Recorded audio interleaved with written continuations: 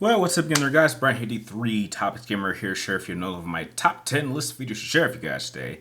Now, after having so much fun doing my last top 10 list video in which I shared what are my top 10 favorite PlayStation 3 games of all time, I thought I would just take this to the next level and share what are my personal top 10 favorite PlayStation 2 games of all time. As I have stated on a few occasions that I do strongly believe that the PlayStation 2 era probably had the strongest lineup and strongest library of any PlayStation generation to date. So I'm just going to share what my overall top 10 favorite games from that period really are. So if you do happen to enjoy this video by the end, please do not forget to like, share, and subscribe if you track me on all my future videos. And remember, if you guys have any ideas for future either top 10 list videos, worst to best rankings, or you want me to review something or discuss something, please let me know in the comments down below, and I will try to get it up as soon as I can. So without wasting any more time, let's start off with what is number 10 on my top 10 favorite PlayStation 2 games of all time. Number 10 on my list has to go to what is, I believe, to this day still my favorite Dragon Ball Z game of all time, in the form of Dragon Ball Z Budokai 3. Now, I know that some people kind of leaned a little bit more to the Tenkaichi, which is perfectly fine, or even played, Dragon Ball Kakarot. But in terms of like just Dragon Ball Z games, I think Budokai 3 is definitely the best one. This one went over the most amount of errors. I think the combat was at its best up to that point. There were just certainly a number of elements that were just, I think even this conquest exploration element was fine. I thought the fighting kind of element was also great. They even went into a few story elements that I wasn't expecting, and allowing us to even explore some of the movies involving like Cooler, or even going into visiting GT, which I don't believe was done in the first two Budokai games.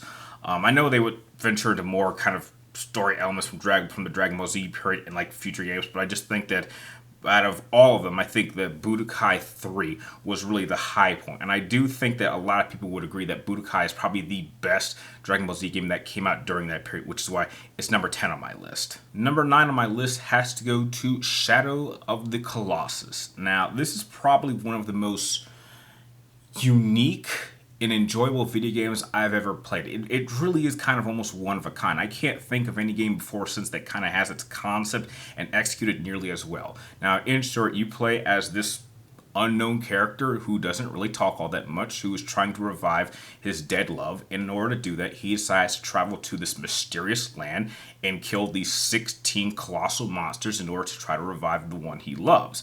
Now, what I love about this is that the story is very interestingly told, and the purpose of it is very simple. You simply have to find these these colossuses, and basically you're just trying to kill them. They're not evil. You're kind of in some case the bad guy. You're kind of going into their home and just climbing all over them and killing them. And it's almost kind of like an action puzzle, because you kind of need to find out where their weak spots are, how to climb and maneuver your way onto them, and then stab them multiple times. And so it was kind of an interesting concept, because you not only need to know where you need to get to, you had to kind of maneuver yourself around their body in order to take them out. And some of these fights could be very, very frustrating, and some of them can be actually pretty exhilarating. And I haven't really played a game like that. And the only reason that it isn't a 10 out of 10 for me is simply because of the controls. I think even after they kind of semi-remade it later on for like the PlayStation 4, the controls are still just a little bit wonky. You could still play it pretty well, but it was still a little bit difficult. But it still is probably one of the most iconic PlayStation 2 games of all time, which is why I happily place it as number 9 on my list. Going into number 8, this, I would say, in a number of ways, is still probably one of the greatest of its time. And for the longest time, it was still my favorite Star Wars game of all time. And that has to go to the real Star Wars Battlefront 2. Not that ridiculous crap that they released a number of years ago that called it EA's Battlefront 2. No, this is the true Battlefront, and it is probably up until recently with the appearance of, I would say, Star Wars Jedi Fallen Order. This was my favorite Star Wars game of all time. Better than Rogue Squadron, better than Force Unleashed, better than Jedi Outcasts. This is the king. It allows you to play through both eras of Star Wars, the true eras. I don't know what, not that this was way before Disney Star Wars started messing up things. There are several planets that you can play through. You can play through several conquest missions. I love the conquest story of you following a soldier from the 501st, and you get to see exactly how the galaxy was changing from the fall of the Republic and the rise of the Empire. The only sad part is they kind of stop at the Battle of Hoth, and I kind of almost wish that they had gone all the way into the Battle of Endor. I think had they gone that little bit extra more, it would have been a little bit better. I love that there are several classes of soldiers that you can pick from. I love the size of the battlefields. I love the vehicles. This introduced space battles. Space battles was a big thing, which I would like to say was something that they took out of future Battlefront games, especially the first Battlefront game. They took out space battles. How the hell do you take out space battles in Star Wars? They are a key element of most of these awesome Star Wars games, and they decided to take that out for whatever reason, which was ridiculous if I remember correctly. That is crazy. But even to this day, I just think that other Star Wars games have not even been able to match the level of quality, innovation, enjoyment, storytelling, and just overall fun factor. I mean, it's just fun to play this game, which is why up until recently, it's still one of my favorite Star Wars games of all time, probably taking the number 2 spot, but in terms of PlayStation 2 games, it takes the number 8 spot on my list, and very well deserved. Going to lucky number 7 is without question my favorite racing game of all time, even to this day. And that is in the form of Need for Speed Most Wanted, the greatest Need for Speed game of all time. More so than even Underground 2, although I understand why some people might pick Underground 2, which is a phenomenal game. But yeah, I still think Most Wanted edges it out a bit. Now the story is very, very simple. You come into this city of Rockport with your badass BMW M3 GTR, which to this day is my dream car. Like, this game established what my dream car is. I want to drive this car one day before I die. Like, that's an all-time dream of mine. And this game came out in 2006, and I actually got this copy of Need for Speed for my 16th birthday, so this game is incredibly special to me. So you come into this new city, you lose your car, and you have to take on the 15 members of the Blacklist by building yourself up. And what I loved about this scenario is that you actually kind of have to build up your reputation, and not only winning races, beating members of the Blacklist, having to go into these crazy car chases in order to build up the bounty on you in order to make yourself a much more dangerous threat to the Blacklist, and then actually having the ability to take Blacklist members' cars, own them, and then use them against other and that's how I would always play this game. Every time I revisit this game, that's how I play through this game, and it's just incredibly great. I did hear recently, and they tried to poorly remake this or reboot it. They made like another Most Wanted game, which was like a pale and just sad attempt to do that. And I even heard that they were thinking about remaking it in this style. I mean, this is so 2000s. This is like kind of what a cheap version of Fast and the Furious was back at that time, but it is still so enjoyable, even for the cheesy factor. And to this day, it is still my favorite racing game of all time, as I've said many, many times. And I just love coming back and revisiting this. And I do have a way of playing this on my PlayStation 3, which is fun. But yeah, Need for Speed Most Wanted. Favorite Need for Speed game. Favorite racing game of all time. And number 7 on my list. Number 6, we have to go into visit God of War franchise. And without question, the best PlayStation 2 God of War game of all time has to go to God of War 2. God of War 1, phenomenal game. Still one of the all-time greats for this era. But God of War 2 just did everything God of War 1 did and made it even better. The story is interesting. The combat has been slightly improved. They added a new gameplay mode that allows you to control Pegasus as you're trying to fly to multiple different locations. The weaponry is increased. The powers are better. The story is far more in depth. The action set pieces, the quick time events, even the sex scenes are taken to another level, even though it happens pretty early on in the game. You don't see any much. It's still pretty fun. There's just so many great things about God of War 2. And a lot of people even consider this, up until I would say the reboot of God of War games, to be, many consider this to be the best in the original style of God of War games. And I perfectly understand why. Although, personally, I kind of think that God of War 3 has a little bit more of an edge over this game. But yeah, this is still a phenomenal game, an all-time great on the PlayStation 2 library, and number 6 on my list. Okay, now that we're officially going to do 1 to 5, we are now officially the list of members in my legendary 10 out of 10 club. All of these games are 10 out of 10s, and as great as God of War 2 is, it has to get edged out by a franchise that inspired God of War in the form of Devil May Cry 3, specifically the special edition version, which I think is a slight improvement over the original. But yeah, God of War, Devil May Cry 3.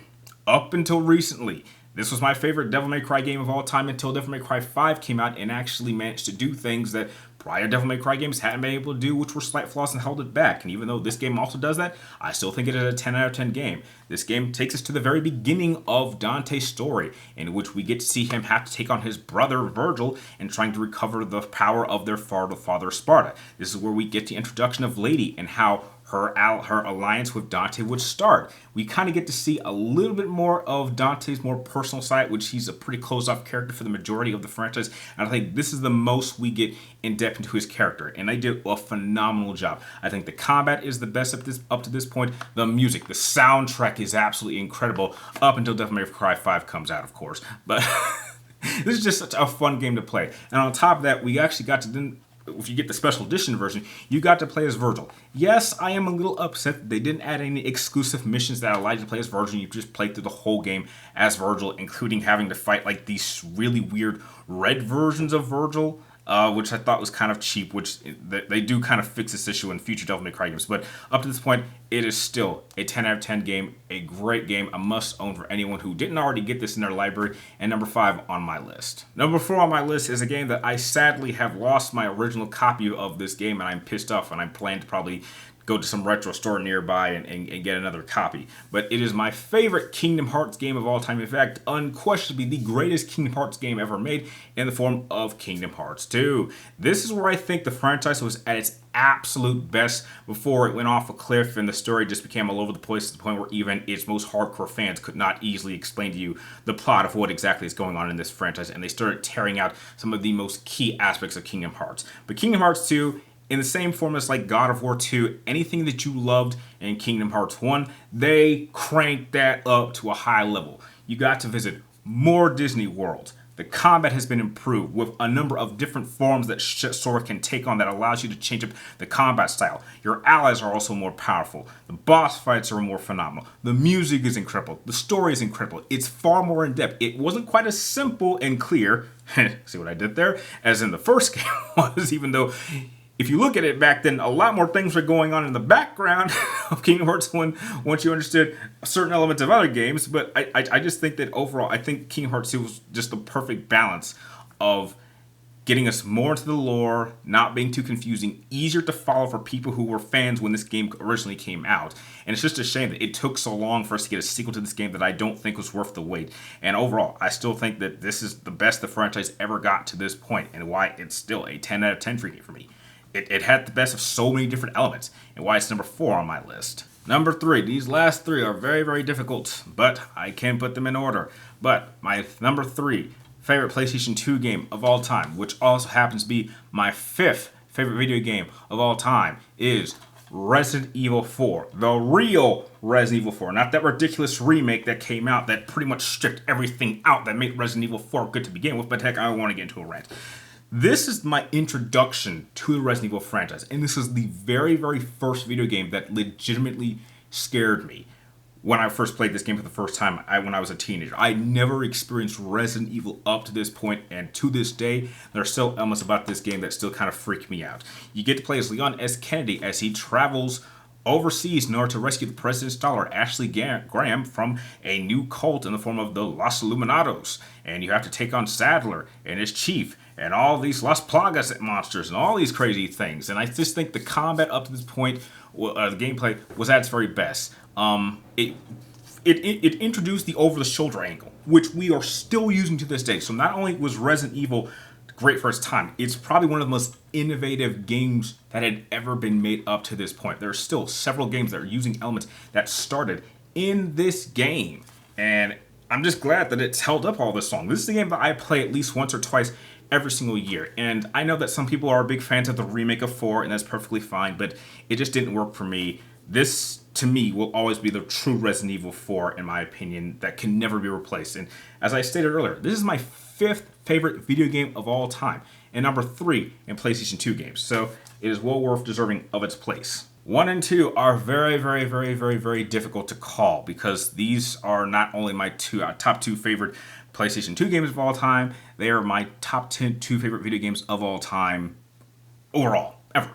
But number 2 on my list has to go to not only my favorite entry in Final Fantasy, It is my favorite JRPG game of all time. It has my favorite soundtrack of any game. It has my favorite cast of characters in any game. It has probably one of my favorite all-time stories of any game. There are just so many elements that this game has. They're just my overall favorite in multiple different departments that it's very difficult to top it. But it is Final Fantasy X. Now, I know a lot of people don't have high praise for Final Fantasy X, but I do. I have put it this way. I have this game on more console devices than any other game. I own this on PlayStation 2, PlayStation 3, PlayStation 4, PlayStation Vita, the Switch. I think I have this on PC maybe. And I think this is on the... I think I'm missing something. I know I have it on one other thing. I just can't remember exactly what it is. But yeah, love Final Fantasy. It is probably my second favorite franchise of all time. It's my favorite JRPG franchise of all time. And heck, it's crazy to think that this game is over 20 years old. This came out in 2001. So I was 11 when I played this, and I'm completely in love with this game. There's just even the awkward moments are just I enjoy it. So just I can't give... I could do a whole video just giving this game multi levels of praise. But yeah, Final Fantasy X. Number 2, PlayStation 2 game. Second favorite video game of all time. Only outdone by what is number 1 on this list. Alright, number 1. Not only my favorite PlayStation 2 game of all time, but my favorite video game of all time. You can name any other game in the history of this industry, and I would pick this game over all of them. And that is in the form of Metal Gear Solid 3, which I am upset that they are remaking. All of my favorite video games are getting remade for no reason. But yes, I love Metal Gear Solid 3 Snake Eater. Story. This game established why Metal Gear Solid is my favorite video game franchise of all time. Its story is so in-depth, following the story of Naked Snake, who will go on to become Big Boss as he takes on his mentor in the form of the Boss in order to stop not only the legendary Cobra unit, but to stop the Shagohod from possibly destroying the world and starting a new nuclear holocaust, and him, Big Boss, becoming the legendary greatest soldier of all time. There's just so many things that just work in this. This is Hideo Kojima's storytelling at its finest, and I think it doesn't quite have some of the story flaws of later games because of its place in the story. But because this is the very beginning of the storyline, it has perhaps less to work with, but it's a much tighter story and a much more emotional story. I absolutely love the ending. The ending is probably my favorite ending in any video game to date. So, what do you know? This is awkward. This is awkward. Yes, so much so that I have a Metal Gear Solid Kodak call for my ringtone. Sorry about that, but yeah. Metal Gear Solid 3, favorite PlayStation 2 game of all time, favorite video game of all time. I think I've said enough, and that is why it is at the top of this list.